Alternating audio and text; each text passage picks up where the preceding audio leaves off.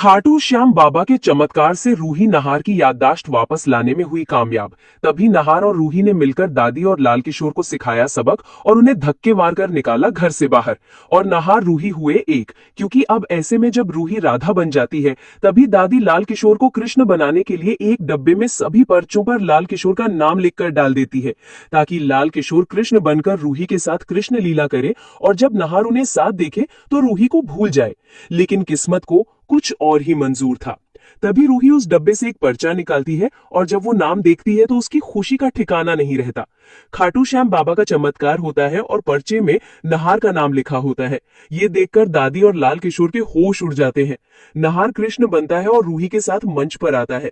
दोनों जब कृष्ण राधा बनकर लीला करते हैं तो सब दर्शक तालियां बजाते हैं। नहार और रूही की जोड़ी को देखकर सब मंत्रमुग्ध हो जाते हैं।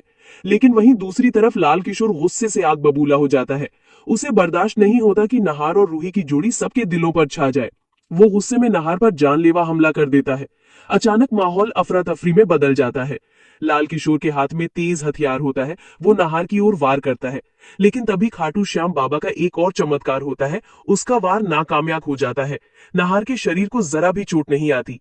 तभी रूही दौड़कर नहार के सामने खड़ी हो जाती है और सबको चीख कर बताती है कि लाल किशोर ने ये सब साजिश दादी के कहने पर रची है। मौके पर मौजूद लोग लाल किशोर को पकड़ लेते हैं। पुलिस को बुलाया जाता है और रूही खुद पुलिस के हवाले लाल किशोर को करती है। सबके सामने दादी का चेहरा भी बेनकाब हो जाता है। अब परिवार को समझ आता है कि दादी और लाल किशोर मिलकर नहार और रूही को अलग करना चाहते थे। कृष्ण लीला वहीं समाप्त हो जाती है और लोग अपने अपने घर चले जाते हैं। परिवार के लोग भी थके हुए अपने अपने कमरों में सोने चले जाते हैं। लेकिन दादी और लाल किशोर की हार उन्हें चैन से सोने नहीं देती। अगले दिन सुबह दादी और लाल किशोर फिर से बैठकर नहार और रूही को हमेशा हमेशा के लिए अलग करने की नई चाल चलते हैं।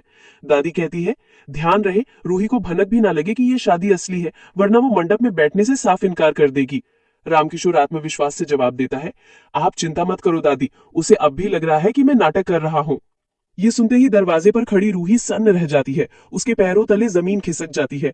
अब उसे साफ हो जाता है कि दादी और रामकिशोर उसकी असली शादी करवाना चाहते हैं और उसे नहार से दूर करना चाहते हैं।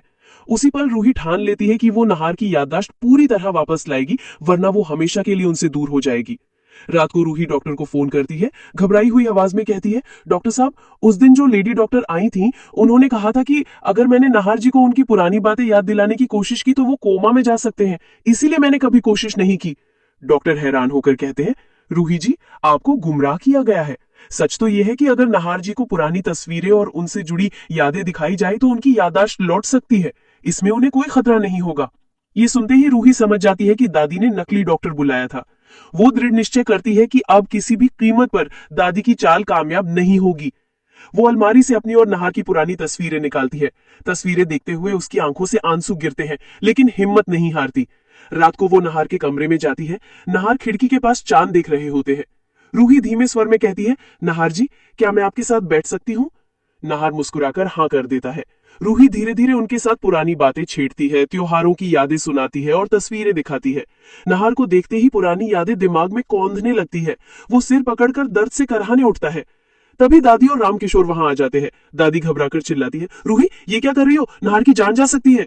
लेकिन उसी वक्त नहार की आंखों के सामने अपनी शादी का मंडप, रूही का चेहरा और उनके साथ बिताए पल उभर आते हैं। वो जोर से चीखता है, रूही! सब चौंक जाते हैं। नहार की आंखों से आंसू बहते हैं। वो रूही की ओर देखकर कहता है, मुझे सब याद आ गया है, मेरी रूही, मेरी पत्नी, मेरा प्यार। रूही खुशी से रो पड़ती है। परिवार के बाकी लोग भी इकट्ठा हो जाते हैं। नहार गुस्से से दादी और रामकिशोर की ओर देखकर कहता है, तुम दोनों ने मुझे मेरी रूही से दूर करने की साजिश रची, नकली डॉक्टर बुलाया, झूठ बोला और इस घर की इज्जत से खेला। अब तुम्हारा इस घर में कोई हक नहीं। नहार सबके सामने दादी और रामकिशोर को घर से बाहर निकाल देता है। तो दोस्तों, अगर आप चाहते हैं कि नहार और रूही की जोड़ी हमेशा सलामत रहे और उन्हें उनका बच्चा रूहान जल्द से जल्द मिल जाए, तो इस वीडियो को लाइक कीजिए, चैनल को सब्सक्राइब कीजिए और कमेंट में लिखिए, आई सपोर्ट नहार एंड